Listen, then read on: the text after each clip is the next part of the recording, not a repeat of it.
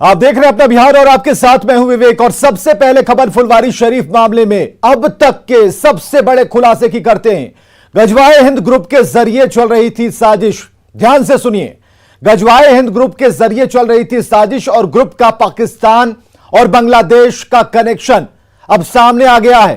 तो फुलवारी शरीफ में देश विरोधी साजिश चल रही थी, इस बात का पता चल गया, खुलासा हो गया है।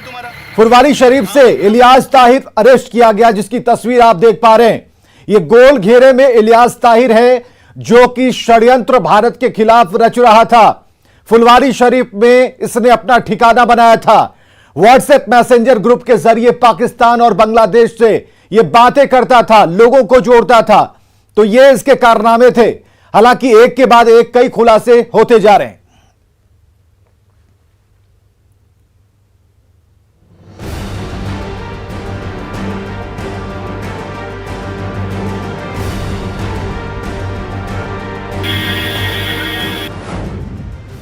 बिहार से इस्लामिक राष्ट्र की नापाक साजिश। बिहार में गजवाए हिंद के कितने जिहादी? ये सवाल इसलिए क्योंकि पटना पुलिस की गिरफ्त में जो शख्स आया है, उसके तार पाकिस्तान, बांग्लादेश और यमन तक जुड़े हुए हैं। साधारण सा कदकाठी का दिखने वाला फुलवारी शरीफ से गिरफ्तार मरगूब अहमद दानिश उर्फ ताहिर के कितने तार हैं, ये आप खुद पटना एसएसपी से ही सुन लीजिए। जो गिरफ्तार अभियुक्त है उसका नाम है मरगूब अहमद दानिश, पुकारू नाम ताहिर है, पिता का नाम सैफुद्दीन। ये मुनीर कॉलोनी फुलवारी शरीफ का रहने वाला है। मूल रूप से ये लोग चंदौती थाना गया के रहने वाले हैं, लेकिन काफ़ी देर से फुलवारी शरीफ थाना में बसे हुए हैं। वर्ष 2006 से लेकर 2020 तक जो गिरफ्तार अभियुक्त है, ये दुबई में यूनाइटेड अरब अमीरात में काम करता था और 2020 के बाद ये लॉकडाउन के बाद यहीं पे फुलवारी शरीफ में परमानेंटली वापस आया। पकड़ा गया मरगूब व्हाट्सएप, फेसबुक, ईमेल के जरिए पाकिस्तान में बैठे अपने आकाओं के संपर्क में था। मरगूब गजवाए हिंद नाम के ग्रुप से जुड़ा था, जिसमें 10 लोग शामिल थे। इसमें 8 लोग बांग्लादेश के थे। व्हाट्सएप मैसेज का स्नैपशॉट साफ साफ बता रहा है कि मरगूब गजवाए हिंद से जुड़ा था। अब जरा ये दूसरी तस्वीर देखिए। ये वो ग्रुप आइकन की तस्वीर है जिसका ताल्लुक कट्टरपंथी संगठन तहरीके लब्बैक से है। इस ग्रुप में कुल 181 लोग जुड़े हुए थे। पाकिस्तान में बैठा फैजान इसका हैंडलर था। मरगूब भी इस व्हाट्सएप ग्रुप का एडमिन था। इस ग्रुप आइकन में भारत के नक्शे पर पाकिस्तान का झंडा दिखाया गया है और ग्रुप का मकसद था भारत में 2023 में डायरेक्ट जिहाद। ये ग्रुप 2023 में डायरेक्ट जिहाद नाम का एक स्लोगन दे के रखा हुआ था और इसके जो ग्रुप आइकॉन्स थे दोनों ग्रुप में, उसमें हिंदुस्तान का नक्शा था जिसके ऊपर पाकिस्तान के फ्लैग को चिपकाया गया था। तो ये बहुत ही कट्टरपंथी ग्रुप है और ये बिल्कुल ही ब्रेन वॉश्ड कैडर है गजवाए हिंद का और एक आइडियोलॉग है और अपनी विचारधारा से, जो कि एंटी नेशनल देश विरोधी विचारधारा है, उससे अधिक युवाओं के जोड़ने में प्रयासरत था। ये एक स्लीपर सेल माना जा रहा है और जो बाकी सदस्य हैं उनका सत्यापन करके उनकी भी गिरफ्तारी की कार्रवाई की जाएगी। जाहिर है बिहार की धरती से भारत को इस्लामिक राष्ट्र बनाने की नापाक साजिश रची जा रही थी। सवाल है कि बिहार की धरती को ही इस नापाक साजिश के लिए क्यों चुना गया। पटना से न्यूज़ 18 के लिए संजय कुमार, अमित कुमार और अमरजीत शर्मा की रिपोर्ट। तो क्या क्या अब तक हुआ, ये 10 बड़े बिंदुओं के जरिए हम आपको बताने जा रहे हैं। कौन गिरफ्तार हुआ, उसका नाम जानिए। इलियास ताहिर नाम का शख्स गिरफ्तार किया गया है। दूसरी बड़ी बात कि फुलवारी शरीफ से ही गिरफ्तारी हो पाई है। तीसरी बड़ी बात कि गजवाए हिंद नाम से इसने व्हाट्सएप ग्रुप बनाया था और मैसेंजर पर इसने ग्रुप बनाया था और इस मैसेंजर और व्हाट्सएप ग्रुप से पाकिस्तानियों को इसने जोड़ा था। इसके अलावा बांग्लादेश के लोगों को भी इन्हीं ग्रुप से इसने जोड़ने का काम किया। पाकिस्तान के लोगों से यह बात करता था और इस ग्रुप में यमन के लोग भी जुड़े हुए थे। इस्लामिक राष्ट्र बनाने की इसकी साजिश थी। हालांकि साजिश कामयाब नहीं हो पाई और फुलवारी शरीफ मामले में अब तक के सबसे बड़े खुलासे की अगर हम बात करें तो गजवाए हिंद ग्रुप के जरिए यह साजिश चल रही थी और ग्रुप का जो पाकिस्तान और बांग्लादेश कनेक्शन है वो सामने आया है।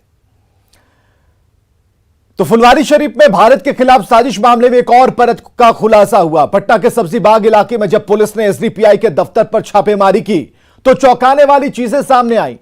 आप जानकर हैरान हो जाएंगे कि बाकायदा पोस्टर छपवाकर पूरे बिहार से संगठन में जोड़ने का काम बड़े पैमाने पर किया जा रहा था।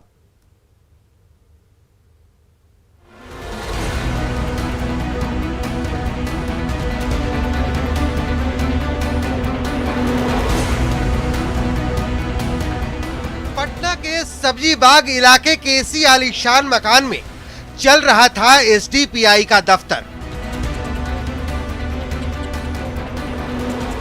बिहार से कितनी बड़ी देश विरोधी साजिश रची जा रही थी उसकी वानगी है ये तस्वीर। ये दफ्तर एसडीपीआई का है जहां पटना पुलिस की विशेष टीम ने सब्जी बाग इलाके के एक मकान में चल रहे एसडीपीआई के इस दफ्तर पर छापा मारा। दफ्तर से एसडीपीआई के पैम्पलेट, एसडीपीआई के संविधान का बुकलेट समेत कई दस्तावेज मिले हैं। ये देखिए, एसडीपीआई का ये वो फॉर्म है जिसके जरिए लोगों को सदस्य बनाया जाता है। पैम्पलेट पर साफ साफ लिखा है कि ज्वाइन एसडीपीआई। इसके साथ ही यहाँ से वो पोस्टर मिले हैं जिसमें तिस्ता, सीतलवाड़, श्री कुमार और जुबेर की गिरफ्तारी के विरोध में प्रदर्शन की अपील की गई है। इसके अलावे पोस्टर में बीजेपी के खिलाफ भड़काऊ लाइन भी लिखा गया है। यहाँ पर संगठन चला रहे थे गोपनीय तरीके से। ये तमाम जो बैनर पोस्टर है, ये देखिए यहाँ पर इनका ये बैनर और पोस्टर है और अब इनकी क्या गतिविधियां थी बहुत अधिक जानकारी स्थानीय लोगों को नहीं है, लेकिन पुलिस ने यहाँ दबिश दी है और मकान मालिक को ले गई है पूछताछ के लिए। और उनके साथ जो इस मकान में किराएदार के तौर पर रहने वाले लोग हैं उनको यहाँ पर हिरासत में लिया गया है। और तमाम जो बैनर और पोस्टर आप तस्वीरों में देख सकते हैं, यहाँ पर ज्वाइन एसडीपीआई, इसके अलावा जो फॉर्म्स हैं यहाँ पे वो आप देख सकते हैं, यानी मेंबरशिप के लिए फॉर्म्स भी रखा गया है। तमाम जो बैनर और पोस्टर्स हैं, जो बुकलेट्स हैं वो भी यहाँ पर छपे हुए हैं। प्रिंटिंग का एरिया यहाँ पर देखिए। पटना पुलिस ने एसडीपीआई के दफ्तर पर छापेमारी अहले सुबह 3 बजे की, जहां से मकान मालिक समेत 2 लोगों को पुलिस ने पकड़ा। पुलिस अब एसडीपीआई के पूरे नेटवर्क को खंगालने में जुटी है। हालांकि यहाँ रह रहे मोहम्मद सालेह का कहना है कि यहाँ 2 स्टूडेंट रहते थे जिनके बारे में बहुत कुछ पता नहीं है। जहाँ तक दस्तावेज की बात है तो यहाँ केवल दस्तावेज छपवा कर रखा गया था। प्रिंट वगैरह करा के लेके जाते थे। यहाँ पे कोई एक्टिविटी नहीं था उनका। अच्छा, यहाँ पे नहीं था। यहाँ ये सब जो सामान रखा हुआ, हाँ, ये एरिया पूरा प्रिंटिंग प्रेस का है, तो यहाँ पे प्रिंट वगैरह करा के यहाँ से डिस्ट्रीब्यूशन करते हैं, लेके जाते होंगे। यहाँ गौर करने वाली बात यह है कि एसडीपीआई पीएफआई की राजनीतिक शाखा है। पटना से गिरफ्तार संदिग्ध आतंकी अतहर परवेज ने भी अपने बयान में एसडीपीआई से जोड़कर एक गुप्त संगठन बनाने की बात कही है। पटना से न्यूज 18 के लिए संजय कुमार की रिपोर्ट।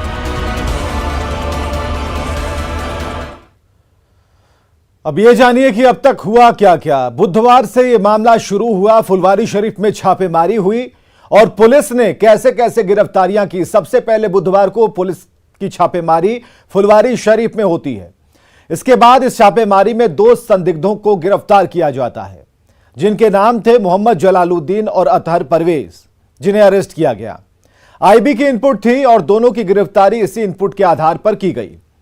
दोनों के पीएफआई से जुड़े होने का पता भी चलता है। दोनों पर आतंकी ट्रेनिंग देने का आरोप है और इसके साथ इस्लामिक राष्ट्र बनाने की जो साजिश है, भारत को इस्लामिक राष्ट्र बनाने की साजिश का भी पता चलता है। गुरुवार को अरमान मलिक की गिरफ्तारी होती है और इस तरीके से गिरफ्तारियां बढ़ती चली जाती हैं। शुक्रवार को एसडीपीआई के दफ्तर में छापेमारी हुई और अब तक कुल 5 लोग गिरफ्तार कर लिए गए हैं। पीएफआई से आरएसएस की तुलना करने को लेकर पटना के एसएसपी मानवजीत सिंह ढिल्लों के खिलाफ लोगों का गुस्सा थम नहीं रहा। शहर दर शहर बीजेपी कार्यकर्ताओं ने मानवजीत सिंह के खिलाफ विरोध प्रदर्शन किया। वहीं अब इस मुद्दे पर राजनीति तेज हो गई है। अपनी शाखा ऑर्गेनाइज करते हैं और लाठी की ट्रेनिंग देते हैं, उनके माध्यम से यूथ को ब्रेन वॉश करने का काम कर रहे हैं। पटना एसएसपी मानवजीत सिंह ढिल्लों के बयान पर बवाल बढ़ता ही जा रहा है। पटना और पटना सिटी के साथ साथ बेगूसराय और सासाराम में भी बीजेपी कार्यकर्ताओं ने मानवजीत सिंह ढिल्लों के खिलाफ विरोध प्रदर्शन किया। कहीं पुतला फूका गया तो कहीं उनके पोस्टर पर कालिख पोती गई। वहाँ के माननीय मुख्यमंत्री जी से भी मैं आग्रह करता हूँ कि इस पर कार्रवाई करें, और मैं भारत सरकार के गृह मंत्री जी से भी, गृह मंत्रालय को भी इसके बारे में सूचित करूँगा। इस प्रकार की तुलना कर देना सुनियोजित साजिश का हिस्सा है।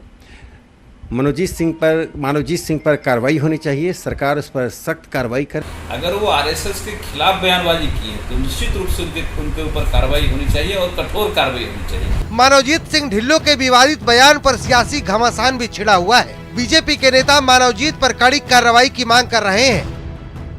बड़ी बात यह है कि बीजेपी की सहयोगी जेडीयू के नेता कांग्रेस और आरजेडी की भाषा बोल रहे हैं। बिहार सरकार में जेडीयू कोटे के मंत्री अशोक चौधरी ने क्या कहा, आप भी सुनिए। बातें की है, अब लोग सब केंद्र में मंत्री बने हुए हैं, ऐसा भी तो है उदाहरण। बहुत से लोग जो केंद्र में मंत्री आज हैं उन्होंने आरएसएस क्या क्या बोला है, और अभी इसी के में भारतीय जनता पार्टी में मंत्री हैं, तो छोड़िए ना उस सब बात पर। हालांकि पटना में शुक्रवार को मानवजीत सिंह ढिल्लों ने अपने बयान पर सफाई दी और कहा कि मेरा मकसद दोनों संगठनों की तुलना करना कतई नहीं था। इसमें किसी भी प्रकार के दो संगठनों की तुलना करना या फिर उनका आपस में कंपैरिजन करना, ये बिल्कुल कोई उद्देश्य नहीं था और ये बिल्कुल निरार्थक बात है। सवाल है कि क्या एसएसपी का सफाई दे देना भर काफी है, और क्या एसएसपी की सफाई दे देने से बीजेपी के नेता मानवजीत सिंह ढिल्लों को हटाने की मांग से पीछे हट जाएंगे। न्यूज 18 के लिए पटना से धर्मेंद्र के साथ ब्यूरो रिपोर्ट।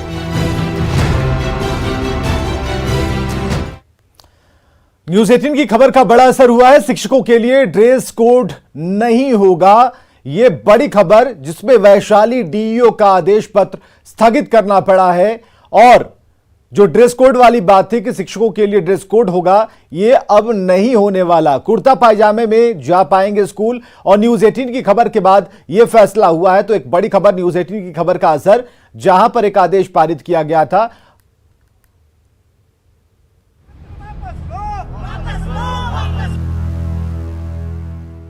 पहले कुर्ता पैजामा पहनने पर किया बेइज्जत और अब कुर्ता पैजामा पहनने पर ही रोक लगा दी। जी, लखीसराय के डीएम का ये गैर जिम्मेदाराना हरकत तो आपने देखी ही होगी।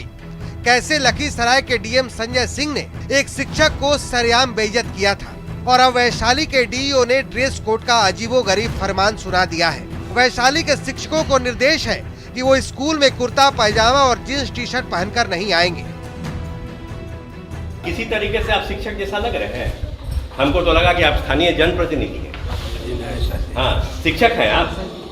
अपने आप को इस वेशभूषा में अगर शिक्षक है तो मत रखिए। डीईओ के ड्रेस कोड वाले फरमान का शिक्षकों ने विरोध करना शुरू कर दिया है। विरोध की गूंज पटना तक सुनाई देने लगी है। पटना के नाराज शिक्षकों का साफ साफ कहना है कि ये तुगलकी फरमान मंजूर नहीं है। जितने गुरुजी लोग हुआ करते थे, जिनको हम लोग अपना आदर्श मानते रहे हैं, सभी धोती कुर्ता में ही आया करते थे। और हम समझते हैं कि जो फरमान जारी करने वाले हैं, इनके भी गुरुजी जो इनको पढ़ाए होंगे वो धोती कुर्ता में ही पढ़ाए होंगे। ये फॉर्मल जो शर्ट पैंट पहन के आने का जो आदेश जारी हुआ है, तो क्या लग रहा है शिष्टाचार बढ़ेगा? अब तक हम लोग यही देखते आ रहे हैं बचपन से लेके आज तक कि हमारे गुरुजी जो भी हमको शिक्षा दिए हैं आज तक, जिनके शिक्षा से आज हम कुर्सी पर बैठे हुए हैं, हमारे शिक्षा से आज कोई डीएम बना है, हमारे शिक्षा से आज कोई डीओ बना है, हमारे ही शिक्षा से आज पदाधिकारी आज डीएम, डीओ, पीएम सारे लोग बन करके इस कुर्सी पर विराजमान हैं। जो आज के डेट में उन्होंने हमारे इस शिक्षकों की बेइज्जती जो हुई है कुर्ता पैजामा के ड्रेस के कारण, वो क्या ये उचित नहीं है, कहीं से भी उचित नहीं है। कुर्ता पैजामा पहनना छोड़ देंगे आप लोग? कुर्ता पैजामा पहनना कैसे छोड़ देंगे? कभी नहीं छोड़ेंगे। इसलिए नहीं छोड़ेंगे कि हमारे पिताजी लोग भी शिक्षक थे और वो कुर्ता पैजामा में ही और शर्ट को धोती कुर्ता में ही विद्यालय जाते थे। अब क्या है ये ड्रेस कोड, वो भी जान लीजिए। वैशाली में सरकारी स्कूल के शिक्षकों के लिए ड्रेस कोड है। स्कूलों में अब फॉर्मल पैंट शर्ट ही पहनेंगे शिक्षक। कुर्ता पायजामा और जींस टी शर्ट पहनने की मनाही है। डीईओ ने शिक्षकों के लिए निर्देश जारी किया है। सभी डीईओ और हेडमास्टर को लेटर भेज दिया गया है। सवाल है कि क्या डीईओ को इस तरह के ड्रेस कोड लागू करने का अधिकार है? क्या लखीसराय के डीएम ने जो किया था वो ठीक था? अगर नहीं तो क्या बिहार के सरकारी अधिकारी बेलगाम हो चुके हैं? न्यूज़ 18 के लिए पटना से रजनीश कुमार की रिपोर्ट। सराय से खबर, जहां नक्सलियों की बड़ी साजिश नाकाम कर दी गई है। सर्च ऑपरेशन के दौरान नक्सल प्रभावित पीरी बाजार थाना क्षेत्र से 7 बम बरामद किए गए, साथ ही लोहे के छोटे छोटे टुकड़े बरामद किए गए हैं। एसएसपी अभियान ने बताया कि पुलिस को खबर मिली थी कि जोनल कमांडर सुरक्षा बलों को टारगेट करने की साजिश में है और इसके बाद सर्च ऑपरेशन चलाया गया और 7 बम बरामद किए गए, जिन्हें डिफ्यूज कर दिया गया है।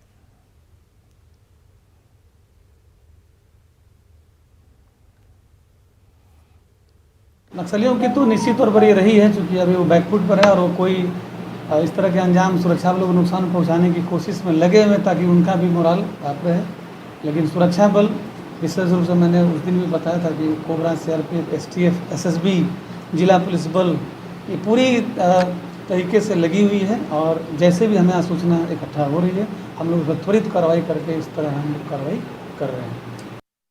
खबर है सहरसा से, जहां पुलिस ने कुख्यात अपराधी सुरविंदर यादव समेत 2 अपराधियों को गिरफ्तार कर लिया। उनके पास से कार्बाइन, पिस्टल और 8 कारतूस और एक स्कॉर्पियो गाड़ी बरामद की गई है। तीनों अपराधी किसी बड़ी घटना को अंजाम देने की फिराक में थे, जिसे पुलिस ने नाकाम कर दिया। कुख्यात सुरविंदर यादव हत्या और लूट समेत कई मामलों का आरोपी है। सुरविंदर यादव को कोसी दियारा का आतंक माना जाता है।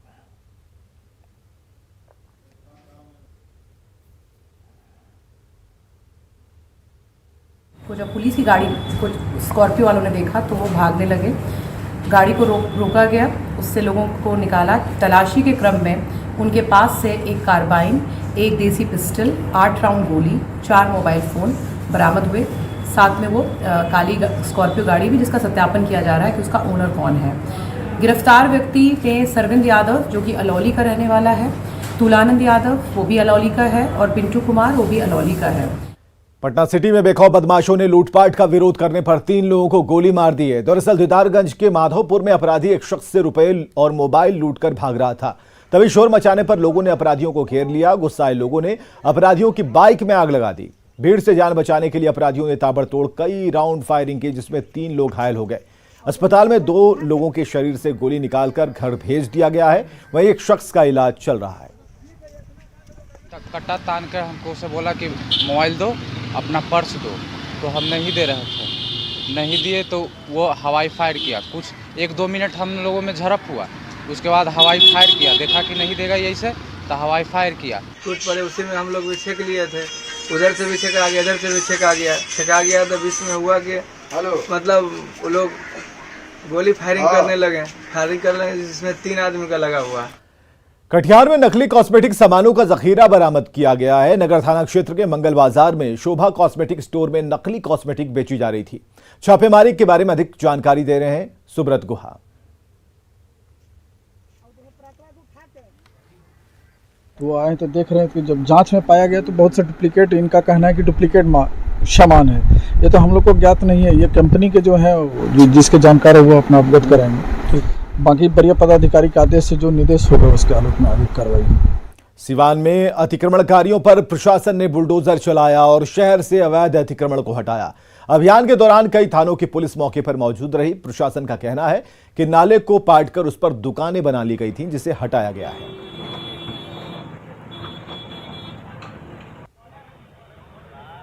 बहुत सारे जगह ऐसा है कि नाला को ढाल लिए हैं, वो अपनी दुकान का पार्ट बना लिया है। नाला को, सड़क का बहुत सारे बात, वैसे दुकानों को चिन्हित कर दंड भी अधिरूपित की जा रही है नगर परिषद के द्वारा।